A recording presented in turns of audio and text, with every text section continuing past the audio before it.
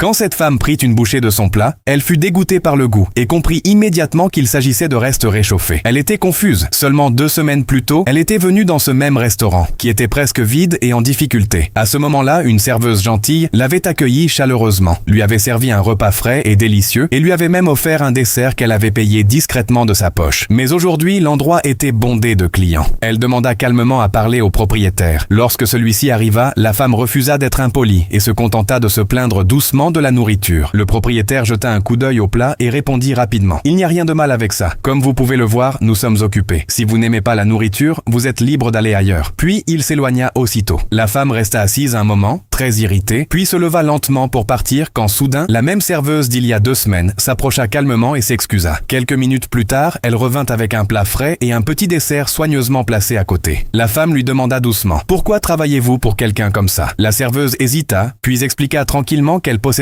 autrefois son propre restaurant, mais qu'après le décès de son mari, elle avait été forcée de fermer. Soudain, le propriétaire revint et vit le nouveau plat et le dessert sur la table. « Qu'est-ce que c'est ? Est-ce que tu m'as demandé la permission de remplacer ce plat ? Et un dessert en plus. Qui va payer pour ce que tu as jeté ?» La serveuse expliqua que la nourriture était avariée et ne devait pas être servie aux clients. Cela mit le propriétaire en colère. « Enlève ton tablier, tu es viré. Quand tu auras ton propre restaurant à nouveau, tu pourras offrir des repas gratuits à qui tu veux, même aux sans-abri. » La femme, exaspérée, se leva. « Quand je suis venue ici il y a 2 semaines, ce restaurant était vide. Je suis la PDG du groupe Blue Amber. J'ai recommandé cet endroit à plus de 300 de mes employés à cause de la gentillesse et du professionnalisme de cette serveuse. C'est pour cela que votre entreprise prospère aujourd'hui. Vous manquez non seulement de manières, mais aussi d'intégrité. » Soudain, les clients commencèrent à se lever et à partir un par un. Le propriétaire fut choqué et commença à paniquer. Il tomba à genoux et supplia. Mais la femme l'ignora et dit à la serveuse: « Ta gentillesse et tes bonnes manières ont porté leurs fruits. Viens dans mon entreprise demain. Je t'aiderai à créer un restaurant 5 étoiles, mais un cœur si elle a fait le bon choix. »